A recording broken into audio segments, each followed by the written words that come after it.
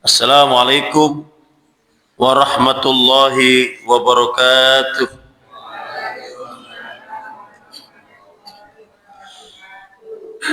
Alhamdulillah wa syukrulillah ala ni'matillah. La hawla wa la quwata illa billah. Ashhadu an la ilaha illallah wahdahu la syarika lah.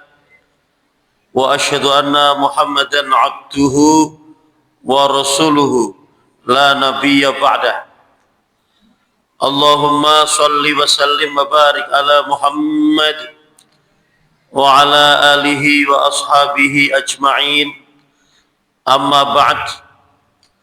Qala Allah ta'ala fil Qur'anil Karim, a'udzu billahi minasy syaithanir rajim. Ya ayyuhalladzina amanu qu anfusakum wa ahlikum nara. Wahai orang-orang yang beriman, jagalah dirimu dan keluargamu dari siksa api neraka. Al-ayah. Shadaqallahul adzim. Al-mukarram, para alim, para sepuh bini sepuh ingkang kula muliaken, bapak-bapak, ibu-ibu, jamaah pengajian rahimakumullah. Mari kita senantiasa untuk bersyukur kepada Allah. Alhamdulillah kita masih diberi banyak kenikmatan. Kita masih diberi kesehatan, sehat. Kita juga masih diberi semangat untuk bisa hadir ke masjid, untuk melaksanakan sholat berjamaah, untuk mengikuti pengajian. Karena tidak semua orang diberi nikmat seperti kita. Ada orang yang diberi sehat tapi tidak diberi semangat. Dia sehat tapi tidak punya semangat untuk datang ke masjid. Tanfuri kata mboten Bapak Ibu. Sehat apa ora gelem masjid? Ya wonge jelas ora teko Pak nggih. Ora gelem teko ring masjid. Kemudian ada lagi yang diberi semangat tapi nggak diberi sehat. Jadi sakit, pingin datang ke masjid, tapi kondisinya sakit, sehingga nggak bisa hadir, tidak bisa menjalankan ibadah. Kita alhamdulillah di samping diberi sehat, juga kita diberi semangat, sehingga rajin ke masjid. Semoga bisa terjaga terus Bapak Ibu, betul-betul continue terus menerus istiqomah sehingga akhirnya husnul khotimah. Itulah harapan kita sebagai orang yang beriman, ingin menjaga keimanan agar terus sampai titik darah, sampai akhir hayat kita masing-masing. Bapak Ibu jamaah rahimakumullah, pada kesempatan kali ini tema yang akan kita bahas yaitu antara apa itu? Gelas pecah.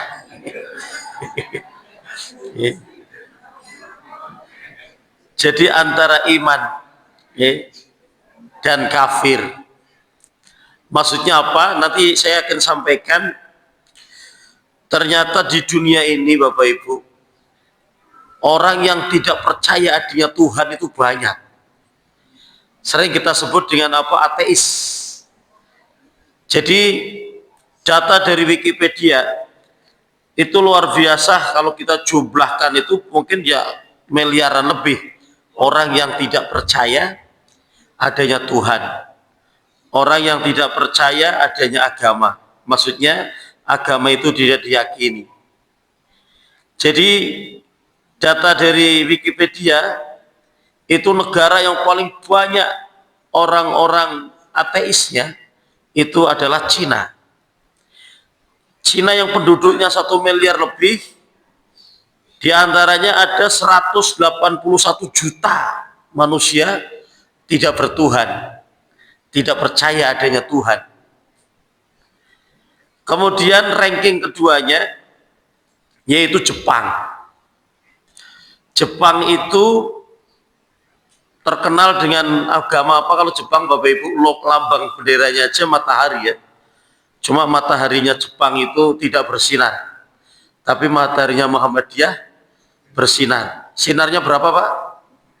12. Lah nikulah, jadi Jepang ini ternyata orang-orang penduduknya itu banyak yang tidak beragama, banyak yang tidak kenal Tuhan, tidak yakin ada Tuhan.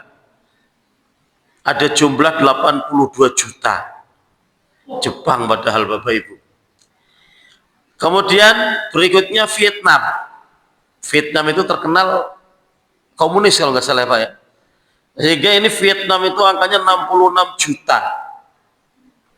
Rusia 69 juta, Jerman 40 juta, puluhan juta, Perancis 32 juta. Ini negara-negara besar, negara kafir ya. Ternyata banyak yang penduduknya itu tidak beragama, tidak kenal Tuhan, tidak yakin adanya Tuhan. Sedangkan Amerika itu ada 26 juta penduduknya tidak beragama atau tidak kenal Tuhan, tidak bertuhan. Ini data-datanya luar biasa, negara-negara yang banyak ini yang dirilis di sini ada sampai 51 negara. Neta wocoke tekan bersubuh nih Pak. Jadi intinya itu banyak negara-negara penduduknya itu tidak mempercayai adanya Tuhan. Nah bagaimana dengan Indonesia? Ini yang ada sangat mencengangkan, ini di luar data yang dirilis oleh Wikipedia, itu ternyata Arab Saudi Bapak Ibu, itu 5% penduduknya itu ateis, tidak percaya Tuhan. Kalau jumlahnya berarti 1.400.000, itu padahal Arab Saudi Bapak Ibu. Bagaimana kita Indonesia? Penduduknya bagaimana yang ateis, yang tidak beragama, yang maksudnya tidak percaya adanya Tuhan. Ya memang kalau di Indonesia ini ateis tetap harus berkedok. Apakah berkedok dengan Islam? Apakah berkedok dengan Kristen, ya Hindu, tergantung di mana ia tinggal. Karena kalau buat KTP pendudukan di Indonesia harus ada kolom atau isian agama. Agamanya apa? Karena negara kita kan ketuhanan, ya? Negara kita itu bertuhan, sehingga rakyatnya pun supaya bertuhan. Memang dalam undang-undangnya itu yang ditekankan itu hak, ya? Sehingga Rocky Gerung mengatakan bertuhan itu hak apa kewajiban? Sehingga ketika ditanya dia agamanya apa, dia selalu ngeles itu Rocky Gerung itu ya. Nah, itu karena katanya negara itu kan melindungi hak. Sehingga kalau hak itu agama itu hak, ibaratnya orang tidak mengambil haknya nggak apa-apa gitu loh. Ini memang ya menjadi celah ternyata ketika hak-hak itu ditekankan, ternyata ada yang ngeles tadi ya. Itu kan hak saya nggak beragama juga nggak apa-apa. Ini data kalau Indonesia bagaimana? Ini hanya memang perkiraan data survei saja. Indonesia penduduknya yang ateis itu 1,5, 1,5% dari jumlah penduduk. Ya bisa kurang bisa lebih karena tidak ada data yang pasti. Karena memang sensus penduduk, ini Badan Pusat Statistik, tidak menyediakan kategori ateis dalam pencatatan resmi ya. Jadi ada memang orang memilih lainnya, ini ketika disensus agamanya apa lainnya, itu ada angka 439.000 Pak, kurang lebih setengah juta Pak. Nah itu, ini kalau yang berdasarkan sensus, tidak Islam, tidak Kristen, tapi tulisannya lainnya di luar agama resmi. Ini maksud saya kenapa saya paparkan data-data ini. Mari kita betul-betul, alhamdulillah kita diberi hidayah oleh Allah tadi, kita diberi sehat. Mari betul-betul kita perkuat keimanan kita perkuat ketaatan kita kepada Allah. Dengan data-data seperti itu cukup miris. Saya pernah ngobrol dengan orang ateis. Jadi ada kakaknya siswa di sekolah saya itu, dia itu kerja di kedutaan Jerman. Dia menyatakan saya ateis, Pak. Padahal orang perempuan itu, tapi ateis. Ya tidak sholat, ya tidak ke gereja, bikin free. Di kota besar ternyata seperti itu lumrah, banyak maksud saya. Ya mungkin ada yang mendeklar saya ateis, tapi ada yang tidak mendeklar, tapi dirinya itu ya tidak sholat, tidak kenal agama, ya tidak kenal Tuhan. Ya bukan hanya di kota kalau kayak gitu Pak ya. Di kampung-kampung orang yang tidak sholat banyak ada Pak? Banyak. Itu jangan-jangan ateis berkedok Islam. Ya memang kalau dia sudah Islam, tidak sholat ya munafik kategorinya ya. Tapi kalau ternyata memang karena hubbud dunia, cinta dengan dunia, lebih cinta dengan dunia sehingga apa? Sibuk dengan dunianya, ya tidak ada pendekatan kepada Tuhannya, ya akhirnya dia tidak kenal Tuhannya. Mereka tidak butuh Tuhan, tidak butuh agama. Itu apa namanya kondisi yang di tengah-tengah masyarakat kita seperti itu. Maksud saya agar kita tadi ku anfusakum wa ahlikum naro, jagalah dirimu dan keluargamu dari siksa api neraka. Sehingga Bapak Ibu jamaah, mari kita lihat bagaimana tuntunan ajaran Islam, ya, bahwa kita sebagai umat Islam itu, kenapa kita mengenal Tuhan, mengenal Allah, kenapa kita kok percaya ada nanti akan ada hari pembalasan, itu semua diinformasikan oleh Al-Quran. Al-Quran dari Allah diturunkan kepada Nabi Muhammad lewat perantara malaikat Jibril. Sehingga lewat Al-Quran inilah kita jadi tahu informasi, ya. Mereka orang-orang tidak bertuhan itu karena tidak ada yang diyakini. Kita mengimani Bapak Ibu Al-Quran yang menjadi salah satu rukun iman. Niki dalam surah Al-Baqarah, a'udzubillahi minasyaitonirrajim. Bismillahirrahmanirrahim. Alif Lam Mim. Dzalikal kitabu la raiba fihi hudal lil muttaqin. Alif Lam Mim. Kitab Al-Quran ini tidak ada keraguan padanya, petunjuk bagi mereka yang bertakwa. Jadi untuk mengkanter mereka, orang-orang yang tidak kenal Tuhan, orang-orang yang tidak percaya dengan agama, kita harus yakin dengan kitab suci kita Bapak Ibu, yaitu Al-Quran. Jangan sampai goyah. Dzalikal kitabu la raiba fihi. Kitab ini tidak ada keraguan padanya. Apa yang diinformasikan dalam Al-Quran itu pasti benar. Kita harus meyakini Bapak Ibu. Kemudian Al-Quran ini sebagai petunjuk bagi mereka yang bertakwa. Takwa definisi umum kita biasa dengar, orang-orang yang mau menjalankan perintah Allah dan mau menjauhi larangan-larangannya. Sehingga kalau kita ingin menjadi orang bertakwa, kuasai Al-Quran. Ini Al-Quran sebagai petunjuk bagi orang-orang yang bertakwa. Di Al-Quran ada perintah, di Al-Quran ada larangan. Nah itulah Bapak Ibu, perintah dan larangan, ya, yang tentunya kita sebagai orang yang beriman akan meyakini isi kandungan Al-Quran. Karena Allah sudah menjamin dzalikal kitabu la raiba fihi hudal lil muttaqin.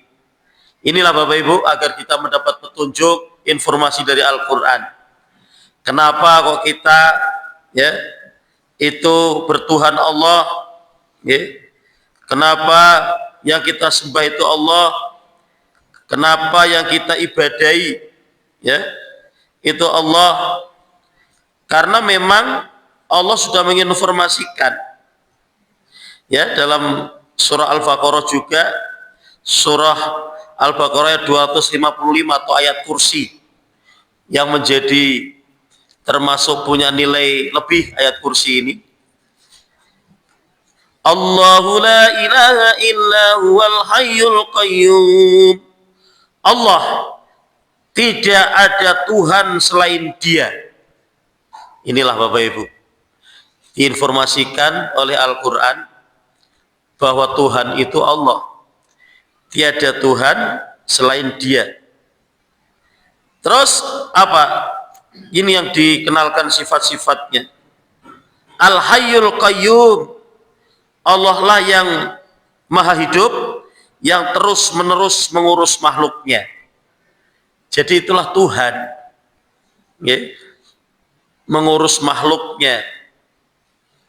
Jadi Allah lah yang memberi rezeki kepada makhluknya, bukan hanya manusia, tapi juga makhluk yang bernyawa itu semua sudah dijamin rezekinya oleh Allah Subhanahu wa taala. Dalam surah Hud ayat 6 Allah menyatakan bahwa Allah lah yang memberikan rezeki kepada makhluknya, sampai Allah tahu di mana dia tinggal. Sebab makhluknya Allah itu tidak hanya manusia Bapak Ibu, ada makhluk-makhluk yang paling kecil tinggalnya di mana, itu Allah tahu Bapak Ibu. Makhluk yang paling kecil apa Bapak Ibu? Apa? Yang paling cilik teman Mbak. Terusnya kok cacing, yang paling cilik. Apa coba sebut yang paling cilik saliyane cacing? Napa? Tengu. Lah tengu nek cacing kan ora luwih cilik Pak cacing. Nggih. Jadi sekecil apapun itu makhluk, Allah tahu tempat tinggalnya. Jadi itulah Tuhan yang layak menjadi Tuhan. Tahu di mana makhluknya itu tinggal, tahu di mana ya kebutuhan-kebutuhan makhluknya Allah kasih rezeki. Wa ma min dabbatin fil ardi illa 'ala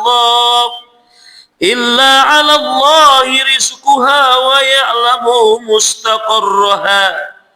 mustaqarraha wa mustawda'aha kullu fi kitabim mubin. Dan tidak satupun makhluk bergerak atau bernyawa di bumi melainkan semuanya dijamin Allah rezekinya. Jadi semua makhluk Allah di bumi ini dijamin rezekinya oleh Allah.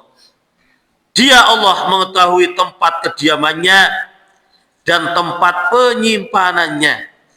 Semua tertulis dalam kitab yang nyata, yaitu kitab Lauhul Mahfud, sudah direncanakan oleh Allah. Itu ya surah Hud ayat 6 Bapak Ibu. Jadi sudah dijamin rezekinya. Itulah pantas kalau Tuhan itu mampu seperti itu. Sehingga kalau ada orang menyatakan Tuhan selain Allah, mana? Kita tes. Orang yang menuhankan apa? Misalnya menuhankan benda, ada orang dulu menuhankan patung, ya jelas tidak rasional, masa patung disembah. Ini kan seperti debatnya Nabi Ibrahim dengan siapa? Namrud ya. Nah itu yang masa orang berhala kok disembah. Sehingga ketika Nabi Ibrahim menghancurkan berhala-berhala itu, lalu kampaknya ditaruh di berhala yang paling besar. Ketika Nabi Ibrahim dituduh yang menghancurkan, Nabi Ibrahim memperlihatkan itu kampaknya ada berhala paling besar itu yang merusak. Orang kafirnya membantah, masa berhala kok merusak? Nah sehingga kan kalau tahu berhala gak bisa ngapa-ngapain, ngapain disembah? Misalnya ada orang menyembah arwah-arwah, ruh. Kan dulu animisme dinamisme itu kan punya keyakinan ruh-ruh leluhur itu bisa membantu Bapak Ibu. Kalau itu disembah, dimintai, Bisa ndak itu roh-roh tadi itu memberi rezeki kepada makhluk yang ada di bumi ini? Ya nggak bisa, nggak layak dikatakan Tuhan. Sehingga ini informasi dalam Al-Quran. Ya ini ya Allahu la ilaha illa huwal hayyul qayyum. Allah lah Tuhan, tiada Tuhan selain Dia yang maha hidup, yang terus menerus mengurus makhluknya. Inilah ya. Kemudian apa? Diterangkan la ta'khuduhu sinatu wala naum. Allah itu tidak mengantuk dan tidak tidur. Itulah Tuhan. Nah Tuhan mosok turu. Kan ada orang menuhankan manusia. Ya. Masa Tuhan kok tidur? Berarti manusia kan masih tidur, Pak. Misalnya menuhankan siapa? Yesus, ya, orang Nasrani menuhankan Yesus, katanya ada anak Tuhan. Tidurnya itu Nabi Isa, ya tidur. Masa Tuhan tidur lah? Kalau tidur apa enggak geger nanti dunia? Sehingga Allah menyatakan dalam ayat ini, ya, bahwa Allah itu tidak mengantuk dan tidak tidur. Ya inilah, sehingga kita lebih mantap Bapak Ibu. Lahu ma fis samawati wa ma fil ardh. Miliknya apa yang ada di langit dan apa yang ada di bumi. Misalnya ada Fir'aun mengaku jadi Tuhan. Mampu nggak dia ke angkasa? Nggak usah memiliki luar angkasa. Mampu nggak dia ke angkasa? Nggak mampu. Dia mengaku jadi Tuhan. Manusia kok makhluk yang lemah, ya. Sehingga ya sungguh ya, orang-orang yang menuhankan benda, menuhankan ya, manusia itu sungguh dangkal otaknya. Yang layak jadi Tuhan itu ya zat yang menguasai langit dan bumi. Langit itu ciptaan atau makhluk di langit itu banyak sekali. Di bumi juga banyak sekali. Karena memang ada orang penyembah apa itu Pak? Sing jogo bumi, makanya sedekah bumi. Jogo laut, sedekah laut. Nah sing jogo laut namanya apa Pak? Nyinor Kidul. Apa kasih disedekahi? Tapi kalau bumi apa Pak saya disedekahi? Biasa kalau itu panen katanya Dewi Sri Bapak. Lah itu apa layak jadi Tuhan itu yang jadi ini maksud saya agar kita lebih kuat bahwa yang pantas dan layak kita sembah Allah, ya. Jadi jangan sampai menafikan, meniadakan Tuhan, ya. Makanya lafaz la ilaha illallah, ya. Itu pertama menafikan, ya. La ilaha, tidak ada Tuhan, tidak ada sesembahan, tidak ada Tuhan yang berhak disembah, dinafikan. Ya kemudian apa? Illallah, kecuali hanya Allah. Jadi tidak ada yang lain. Tuhan itu, Tuhan hanya Allah. Nah inilah Bapak Ibu. Ya jadi agar kita lebih mantap. Ini keyakinan kita kepada Al-Quran. Tadi Al-Quran menerangkan tidak ada keraguan di dalamnya. Dan di dalamnya ini Allah menginformasikan tentang dirinya bahwa Allah itulah ya yang menguasai langit dan bumi. Man dzalladzi yashfa'u indahu illa bi'idznih. Berikutnya yang namanya Tuhan itu harus bagaimana? Tidak ada yang dapat memberi pertolongan atau syafaat ya di sisinya tanpa izinnya. Inilah sifat Tuhan. Jadi yang bisa menolong, memberi syafaat, pertolongan. Jadi tidak ada orang bisa menolong tanpa izin Allah. Hatta dokter yang terkenal, dokter yang profesor, ya. Kalau dia menolong pasien, itu semua atas izin Allah. Banyak ada Bapak Ibu pasien-pasien yang mati karena dirawat dokter. Maksudnya meskipun sudah dirawat dokter, ya banyak kan orang-orang yang kita biasa lihat di televisi berobat sampai ke luar negeri, mati juga. Ya, maksud saya apa? Bahwa tidak ada yang bisa memberi pertolongan, tidak ada yang bisa memberi syafaat. ya, tanpa izin Allah. Jadi atas izin Allah. Termasuk konteks nanti di akhirat, syafaat di akhirat. Itu semua atas izin Allah, Bapak Ibu. Memang Allah itulah yang punya syafaat. Tapi Allah memberikan delegasi kewenangan kepada Al-Quran. Al-Quran nanti diberi kewenangan untuk membagikan syafaat. Kemudian Nabi Muhammad diberi kewenangan untuk membagikan syafaat. Dan orang-orang yang mati syahid itu pun punya tiket 70 syafaat. Kira-kira kalau jenengan ditakdirkan mati syahid, Pak, punya tiket 70, akan dibagikan ke siapa saja, Pak? Ya keluarga dulu, Pak. Makanya tadi atas izin Allah. Ibaratnya kayak orang mau hajatan, membagikan undangan, itu semua atas izin dari yang sahibul hajat. Cuma dikasih kewenangan, ya, ada tetangga yang mau membantu untuk bagikan undangan. Jenengan sing RT mriki pakai Pak undangannya Pak, tolong dibagikan. Ya. Jadi orang yang dikasih tugas membagikan undangan itu tidak punya hak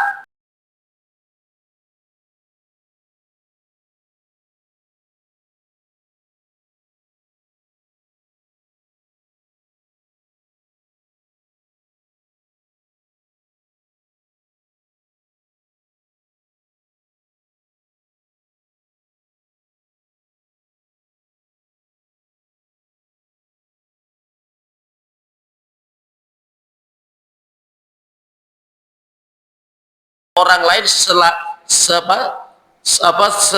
tidak izin sahibul hajat. Nah, sing tukang atur-atur ke ngaturi tambahan berapa? Ora daturi po, kowe tak aturi yo, melu ngabeng. Lah undangane ndi? Wis sanggulesan po. Ya tidak bisa. Ya maksud saya analogi ini Bapak Ibu. Jadi syafaat di akhirat itu Nabi Muhammad, tadi Al-Qur'an kan Al-Qur'an jelas ya. Ya bahwa kita kalau mau membaca Al-Qur'an, Iqra'ul Qur'an fa innahu ya'ti yaumal qiyamah syafi'an li ashabi. Bacalah Al-Qur'an. Karena nanti Al-Qur'an akan memberi syafaat ya di akhirat ya. Kepada siapa? Li ashabihi, kepada sahabatnya. Temannya Al-Qur'an itu siapa? Ya, yang mau membaca, yang mau mempelajari, yang mau mengamalkan. Itu temannya Al-Quran. Lah, Al-Quran memberikan syafaat atas izin Allah. Mungkin Al-Quran bisa mengusulkan ya kepada Allah. Syafaat itu seperti ini Bapak Ibu, misalnya nanti di akhirat kita itu dilemparkan ke neraka. Ternyata kita di dunia cinta dengan Al-Quran. Al-Quran itu akan membela kita, ya Allah, si fulan itu ketika di dunia rajin membacaku, ya Allah, tolong selamatkan dia atas izin Allah Bapak Ibu. Sehingga orang tadi diselamatkan. Ya, itulah tadi Al-Quran memberi syafaat atas izin Allah tentunya. Nah itulah Bapak Ibu, jadi itulah Tuhan yang berkuasa memberi pertolongan pada siapa yang dikehendaki. Termasuk pertolongan di dunia, misalnya orang yang sakit, kemudian ada yang tertolong bisa sehat kembali, tapi ada juga yang tidak tertolong, seperti istri saya Pak, karena ternyata sakitnya itu kok kanker paru-paru ya Allah, dan ternyata menurut data kanker pembunuh pertama itu paru-paru. Karena apa? Gejala-gejalanya itu tidak dirasa, gejala-gejalanya tidak dirasa Bapak Ibu. Batuk dikira batuk biasa. Istri saya juga kayak gitu. Batuk dikira biasa, kok mari dewi. Ternyata itu gejala kanker itu, karena kita nggak tahu. Nah, ketika sudah sesak napas, baru dicek di ronsen, di CT scan, sudah telat, kankernya udah ganas, sudah stadium akhir. Ya karena Allah berkehendak tidak menolong, ya tidak menolong. Maksudnya, ya berarti bisa terjadi seperti itu, akhirnya meninggal dunia. Dan memang secara pemikiran awam melas, mati ini si enom, belum tentu melas, justru jangan-jangan orang yang mati duluan itu lebih diselamatkan Allah gitu. Jangan-jangan umurnya doa sini dosa gitu. Nah itulah Bapak Ibu, memang kadang-kadang penilaian kita ya kok ya Allah, biasa juga sebagai suaminya, ya Allah istri kok cepet banget ya usianya, tutup usia 44. Ya Allah. Si nom jare iki. Ya nek nom ki bandingane sing tuwa Pak. 44 bandingane sing 17 wis tuwa iki. Nah niku nggih. Nah niku lah Bapak Ibu, maksudnya atas izin Allah semua pertolongan, ya. Itulah Tuhan, ya. Jadi tidak mungkin kemudian kok ada orang dapat pertolongan Allah nggak tahu, nanti Allahnya kaget loh, kok jebule ketulung kayak gitu, nggak mungkin, atas izin Allah. Ya. Kemudian, ya, ya'lamu ma baina aydihim wa ma khalfahum.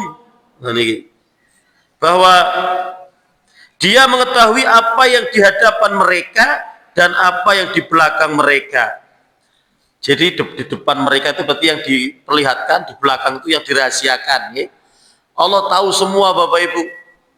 Jenengan merahasiakan apa Allah tahu, itulah Tuhan. Ya. Masa nggak tahu rahasia kita? Mau kita nyiptakan Allah ya. Makanya menyimpan apapun rahasia Allah Maha tahu. Sampai tadi konteksnya niat. Niatnya apa jenengan datang ke masjid ini? Allah tahu Bapak Ibu. Ya. Nah, jenengan insya Allah sudah rutin rajin ke masjid. Insya Allah ikhlas ya, dalam rangka mencari ridha Allah.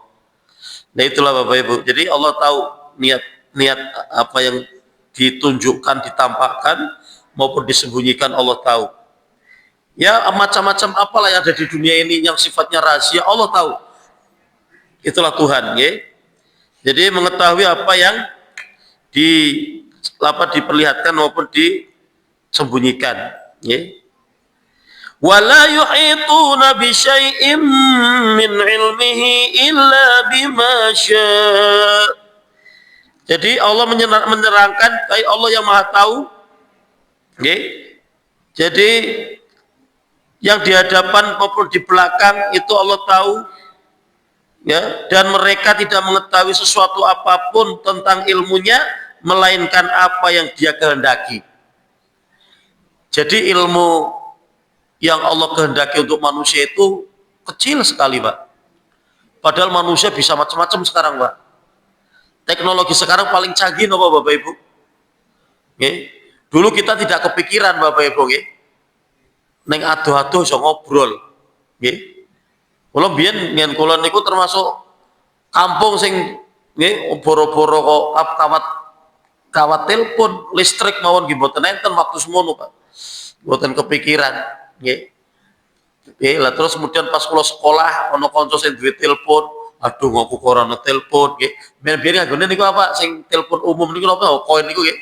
Nelpon kanca ngene kuwi ya Allah ora iso ana telepon ning omah nggih. Lah itu dulu tidak kepikiran kalau bisa ngobrol dengan orang yang jauh. Ternyata tidak usah nunggu kabel telepon masuk ke kampung, sudah didahului oleh HP. Sehingga tanpa kabel telepon pun bisa ngobrol, bisa nelpon, ya. Sekarang bukan hanya mengirim suara, mengirim gambar Bapak Ibu, ya. Video call. Nah, ini video call. Itu ilmu dari Allah Bapak Ibu. Ya tadi kan, jadi kita umat manusia ini, mereka itu maksudnya kita tidak mengetahui sesuatu apapun tentang ilmu Allah melainkan apa yang Allah kehendaki. Ya jadi ilmu Allah sing manusia niku yo cilik sithik ibaratnya bandingane ilmu Allah kuwi lautan, ilmu manusia itu bisa tetes sudah. Ya atas kehendak Allah. Ya secanggih-canggih manusia belum ada yang bisa menciptakan manusia Bapak. Karena itu ilmu Allah menciptakan manusia. Manusia paling bisanya meniru ya buat robot yang sifatnya kayak manusia bisa berjalan. Nggih, robot sekarang teknologi robotik nih Pak. Nggih. Ya tadi teknologi lagi tadi ya video call bisa melihat gambari neng Mekah karo kene kok iso ngobrol Pak. Kebayang pada zaman biyen Pak Bu, itu ilmu dari Allah, manusia diberi ilmu itu. Cuma sekarang yang belum ditemukan kalau mengirim suara sudah, mengirim gambar dengan panca indera mata bisa, yang belum mengirim bau bisa pura kira-kira Pak, ngirim ke mambu Pak. Nek kan mambu berarti dengan hidung, Nah, dengan mata sudah bisa mengirim gambar video, suara dengan telinga bisa ditangkap. Lah, mengirim bau nggih sing urung ditemukan. Ilmu ini ono apa Pak? Ya ono, ora beda kaya biyen dhewe ora arti ono video call, ono telepon, ono apa nggih. Ternyata ono. Nah sama ini, sekarang mungkin kita berandai-andai. Kira-kira ono apa yo alat sing nggo mengirim bau. Jenengan telepon-teleponan karo wong Karanganyar sing mangan durian ning kene mabuk duriane Pak. Wah, beres ki durian mabune enak nggih. Kebayang ora Pak? Nah ilmu Allah bisa-bisa saja. Mau dulu aja kita nggak pernah menduga, gitu. Suara bisa dikirim, gambar bisa dikirim, gitu. Nah itulah. Jadi ini menurut informasi dari Allah sangat sedikit yang diberikan kepada manusia. Itu pun tetap atas kehendak Allah. Gitu. Jadi mereka tidak mengetahui suatu apapun tentang ilmunya melainkan apa yang dia kehendaki. Nah kemudian berikutnya ini yang kemudian dikatakan ayat kursi. Kenapa ayat ini dikatakan sebagai ayat kursi? Niku enten lafat menika kursi ten mriki. Wasi'a kursiyuhu samawati wal ardh. Kursi Allah diartikan oleh para mufassirin maksudnya kekuasaan Allah. Kekuasaan Allah meliputi langit dan bumi. Jadi itulah Allah berkuasa langit dan bumi. Wala ya'uduhu hifdhuhuma wa huwal aliyyul azim. Ya, bahwa dia Allah tidak merasa berat memelihara keduanya dan dia maha tinggi dan maha besar. Jadi Allah memberi rezeki kepada hamba-hambanya itu Allah tidak berat. Allah memutar itu bumi berputar, memutar itu bulan berputar, memutar itu matahari pun ternyata berputar Bapak Ibu, mengelilingi pusat nebula. Ini penemuan terbaru kan, titik edarnya nebula namanya ini. Nebian kan titik edare matahari. Matahari niku dikelilingi oleh bumi, bumi dikelilingi oleh bulan. Nah, dan juga dikelilingi oleh planet-planet yang lain. Sekarang sudah ditemukan ternyata matahari pun berputar mengelilingi, mengelilingi titik edare, dan semuanya mengelilingi nanti ujung-ujungnya adalah semua tunduk dengan Allah. Nah itulah termasuk juga dalam ilmu badan kita ini, darah itu mengalir, tidak hanya diam. Terus kemudian intinya semua itu bergerak mengelilingi yang ujung-ujungnya semua itu tunduk kepada Allah. Ini adalah dalil bahwa dunia ini ada karena ada yang menciptakan. Sehingga diskusi atau debat orang ateis itu, ketika orang ateis ditanya kira-kira jawabannya apa? Ketika orang ateis ditanya, ini kira-kira mic ini ada yang menciptakan tidak? Orang ateis kalau dijawab tidak ada, kira-kira akan bantah ada orang ateis. Mosok yo ono sing gawe yo. Nah sehingga ketika dipraktekkan atau ditanyakan bumi ini ada yang menciptakan enggak? Apa ada dengan sendirinya? Ya, itu maksudnya bantahan-bantahan atau dalil-dalil akal, bahwa semua yang ada ini pasti ada yang menciptakan, pasti ada yang menguasai. Nah tadi Allah menyatakan menguasai langit dan bumi itulah Allah Tuhan. Insya Allah kita bertuhan kepada Tuhan yang benar. Karena manusia di bumi ini ternyata agama dan kepercayaan itu jumlahnya ribuan Pak di bumi ini. Makanya Indonesia diprotes ini oleh orang-orang sekuler, oleh orang-orang sing do mikir, katanya demokrasi masuk agama kon nemoto. Padahal agama di dunia ini kan ribuan. Nah itu dikritisi seperti itu. Nah itulah Bapak Ibu.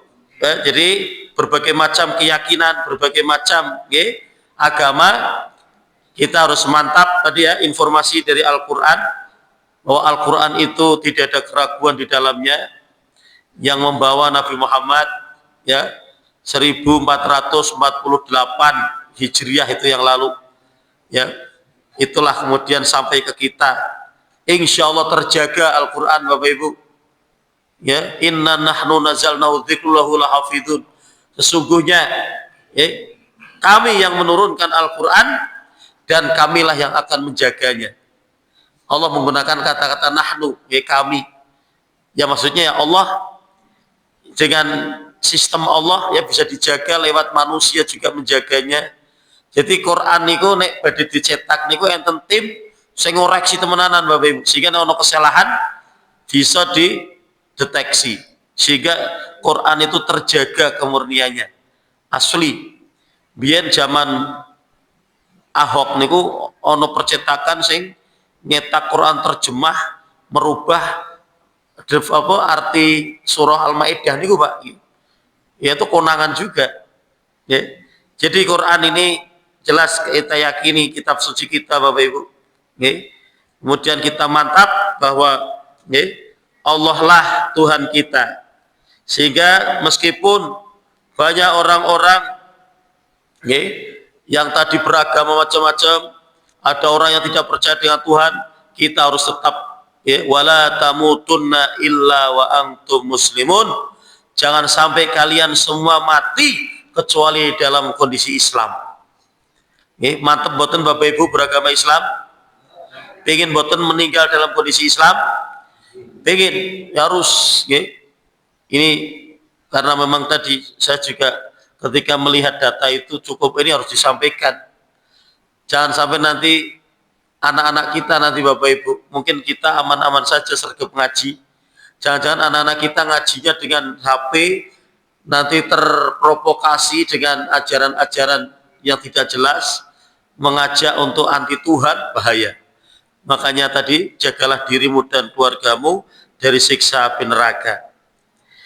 Bapak Ibu jamaah rahimakumullah, kemudian kita menuju ke Al-Baqarah tadi, ayat 2-nya seperti itu, ayat 3-nya menjelaskan, kalau kita ingin menjadi orang-orang yang bertakwa, di ayat ini dijelaskan siapa orang-orang yang bertakwa itu, alladzina yu'minuna bil ghaibi wa yuqimuna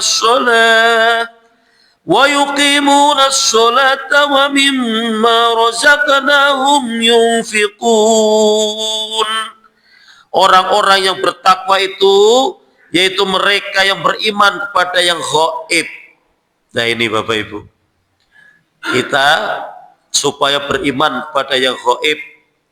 Yang gaib itu kan yang nggak nampak, yang tidak dibaca, tidak dirasa oleh panca indera.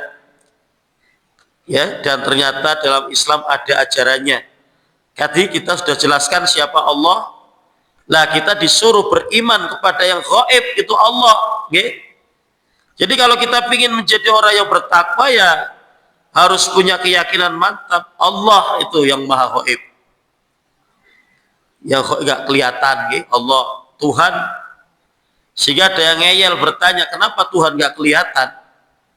Loh, nek Tuhan itu harus kelihatan di bumi. Bumi ini nggak cukup untuk menampakkan eksistensi Allah. Bumi ini terlalu kecil.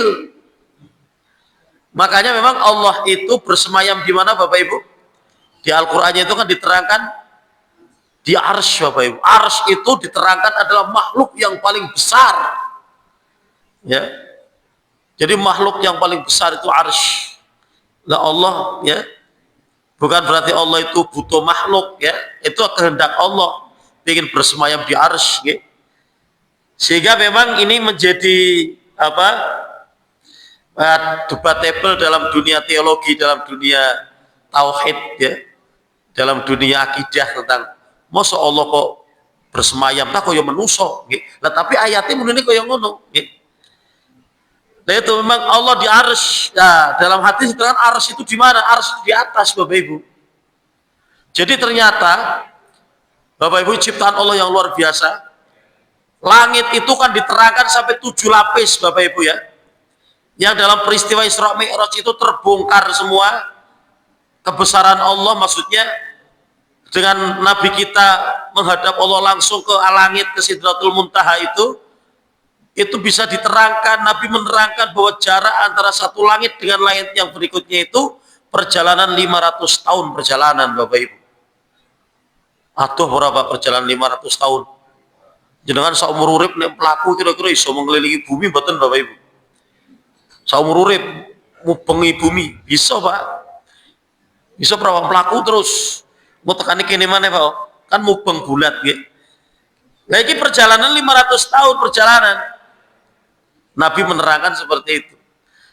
Ya, satu lapis 500 tahun perjalanan. Berarti kalau 7 lapis 3.500 tahun perjalanan. Dan itu ditempuh oleh Nabi satu malam. Dan itu kebesaran Allah. Ya. Belum lagi di atas langit ketujuh itu tadi Sidratul Muntaha. Belum lagi masih ke atas lagi ada lautan di atas itu Bapak Ibu. Lautan yang kedalamannya sama 500 tahun perjalanan. Jerune teman. Dan kemudian di atasnya lagi baru kemudian ada arsy. Jadi Allah itu jauh sekali, tapi Allah menerangkan Allah itu dekat. Itulah Tuhan, meskipun jauh, tapi bisa memantau hamba-hambanya, bisa memantau makhluk-makhluknya. Sehingga dalam ayat Al-Quran kan Allah itu lebih dekat daripada urat nadi kita. Maksudnya tadi pengawasannya. Ya, jadi seperti itu Bapak Ibu ya. Ini kita mengenal Allah ya dari ayat-ayatnya. Kita diperintah untuk mengimani, yaitu mereka yang beriman kepada yang gaib. Yang gaib apa saja ya, Allah itu gaib, malaikat juga gaib, ya, hari akhir juga gaib, ada surga dan neraka itu gaib. Kita disuruh beriman itu yang gaib-gaib. Ada takdir itu juga gaib Pak. Maksudnya yang belum terjadi, besok kita mau apa kita nggak tahu Pak. Kita tidak dikasih tahu umur kita itu nikmat nopo boten Bapak Ibu. Nikmat. Coba nek dhewe dikerti sampean umure 75 punjul rong dino. Saiki umure 75 Pak. Pire kira-kira aduh rong dino maneh. Ya ora ono kehidupan, ono apa salaman otok, salaman mubeng ono apa kok salaman nyong rong dino maneh arep mati, jaluk maaf ya. Enggak ada kehidupan Pak. Sehingga Allah merahasiakan umur kita itu suatu nikmat agar kita ya tadi kaitannya dengan keimanan ya. Mengisi umur kita itu untuk apa? Mencari bekal akhirat. Ya. Tapi kadang-kadang kita lalai memang ya. Ora kroso moro-moro wis 45 tahun kula Pak. Ya. Ora kroso jenengan enten sing pun 70 tahun nggih. Padahal kaya tebing nyoto Pak. Pamul pun pinten Pak? Oversek gitu kan. Bon nggih. Over 50 nggih maksud nggih. Lan niku lah jadi memang tidak terasa nggih. Tapi memang kembali lagi bahwa ya tadi masalah takdir itu gaib, kita yakini Allah yang merencanakan semuanya ini. Skenario ini dari Allah. Itulah Tuhan punya rencana, punya skenario nggih, punya kekuasaan, kudrat iradat nggih. Kemudian apalagi orang yang beriman, orang yang bertakwa tadi, di samping kita percaya kepada yang gaib, wa yuqimunas shalah. Orang yang bertakwa itu melaksanakan sholat. Alhamdulillah kita insya Allah rajin sholat Bapak Ibu, jaga sholat jamaahnya Bapak Ibu. Allah akan cinta dengan hambanya yang senang berjamaah, mengerjakan sholat awal waktu. Nah itu karena cintanya nanti kita akan dibebaskan dari siksa neraka. Itulah Bapak Ibu ya. Sehingga kita orang yang betul-betul percaya kepada yang gaib-gaib itu, kemudian kita wujudkan kepercayaan kita itu dengan sholat. Sehingga kalau orang ngaku Islam tapi orang sholat, pripun Bapak Ibu ya. Memang akhirnya itu kategorinya munafik Pak, bukan beriman ya. Ngomongi Islam tapi orang sholat. Jangan-jangan tadi orang-orang ateis yang berkedok Islam, dia nggak kenal Tuhan, nggak kenal Allah, dia nggak percaya, dia nggak sholat. Apa bedanya dengan ateis? Nah itu cuma hanya berkedok KTP ini Islam. Bahkan orang-orang sekarang Bapak Ibu, kayak dulu saya masih kecil Pak, itu mesti dikasih lah, kok sholatnya paling setahun ping pindho. Maksudnya sholat apa Pak? Sholat bodoh, Idul Fitri, Idul Adha. Sekarang babar blas orang sholat Idul Adha, orang sholat Idul Fitri Pak. Lagi canom-nom do pawe, nggih begini bodoh pawe, tekan ngomah dong subuh, turu blek apa orang sholat Id. Orang sholat Id Pak. Harus sholat Id isi, nyonya atau sholat pemilu sholat. Itu betul-betul tidak beda dengan orang ateis berarti Pak. Nah mari jangan sampai di diri kita, keluarga kita, keluarga kita supaya jaga betul. Tadi ya dibuktikan keimanan kita kepada yang gaib itu dengan sholat. Ya. Ini tanda orang yang bertakwa, beriman dan sholat. Wa mimma razaqnahum yunfiqun. Kemudian dan menginfakkan sebagian rezeki yang kami berikan kepada mereka. Sebagian rezeki, ya senang untuk berbagi. Ini ciri orang yang bertakwa. Hablum minallah tadi sholatnya oke. Hablum minannas senang berbagi. Ada syariat zakat. Dengan yang kewajiban zakat keluarkan zakatnya. Nah ternyata belum kewajiban zakat, paling nyuruh kewajiban duit urung akeh ya infak zakat sunnah. Tetap kita keluarkan. Ya. Nah itulah sehingga kita betul-betul seperti kategori tadi orang yang bertakwa ya, mengimani kepada yang gaib, sholatnya dikerjakan, berbagi dengan sesama lewat menginfakkan sebagian rezeki kita lakukan. Ya. Terus ayat berikutnya, walladzina yu'minuna bima unzila ilaika wa ma unzila min qablik. Dan mereka yang beriman kepada Al-Qur'an yang diturunkan kepadamu Muhammad dan kitab-kitab yang telah diturunkan sebelum engkau. Al-Qur'an berarti sebelumnya ada kitab apa saja Bapak Ibu? Ada Injil, ada Taurat, ada Zabur. Itu kitab-kitab dari Allah. Memang kita hanya percaya bahwa Allah dulu pernah menurunkan Taurat, pernah menurunkan Zabur, pernah menurunkan Injil. Ya, kita harus yakin itu. Di samping tadi beriman kepada Al-Qur'an. Wa bil akhirati hum yuqinun. Dan mereka yakin akan adanya akhirat. Yakin mboten Bapak Ibu ana surga neraka? Yakin, harus yakin kita Bapak Ibu. Jangan sampai kemudian goyah, nggih. Lo geleman kowe salat kowe digasaki misalnya. Mau jangan-jangan ra sida ana neraka surgane. Tidak bisa. Kita yakin mantap, nggih. Ini yang dikatakan apa yang difirmankan Allah, nggih. Yaitu agar kita itu tadi biar menjadi orang yang muttaqin, yaitu beriman kepada Al-Qur'an dan kitab-kitab sebelumnya. Kemudian juga kita yakin akan adanya hari akhirat. Ulaika ala hudam mir rabbihim. Merekalah yang mendapat petunjuk dari Tuhannya. Wa ulaika humul muflihun. Dan mereka itulah orang-orang yang beruntung. Berarti yang tidak beruntung yang tidak seperti kita Bapak Ibu. Yang tidak percaya ada kiamat, yang tidak percaya ada Allah, yang tidak percaya ada malaikat. Itu mereka tidak beruntung. Yang beruntung seperti yang diajarkan Al-Quran, beriman kepada yang gaib, kita kerjakan sholat, okay? Itulah tadi surah Al-Baqarah 1-5. Itu aja Bapak Ibu ya. Semoga memotivasi kita tetap iman yang kuat, bekali juga anak-anak Bapak Ibu. Okay? Pernah tidak jenengan mengumpulkan anak untuk dinasihati tentang iman? Seperti Luqmanul Hakim Bapak Ibu. Okay? Nasihati anak-anak. Wala tusyriku bihi syai'an. Ojo sampai syirik pilih. Itu termasuk tadi jangan sampai kau terpengaruh karo orang-orang ateis le. Kau sergap sholat le. Kau kudu sergap sholat. Nasihati terus Bapak Ibu. Saya sepeninggalnya istri akhirnya intens sekarang. Anak-anak saya kumpulkan harus ngaji. Ojo sampai mulang anak yang mau ngakeh tapi anak dia orang dimulang. Nah itulah keluarga Bapak Ibu. Semoga bermanfaat. Apabila ada pertanyaan monggo Bapak Ibu. Ya, tapi memang tadi materinya tentang tauhidan ya itu apa namanya ya harga mati berarti tidak bisa diatawar ya. Kita harus yakin mantap ini agar keimanan kita tidak goyah. Mari kita akhiri dengan doa kafaratul majlis Bapak Ibu. Bismillahirrahmanirrahim. Subhanakallahumma wa bihamdika asyhadu an la ilaha illa anta astaghfiruka wa atubu ilaik. Nasrun minallah fathun qarib. Wassalamualaikum warahmatullahi wabarakatuh.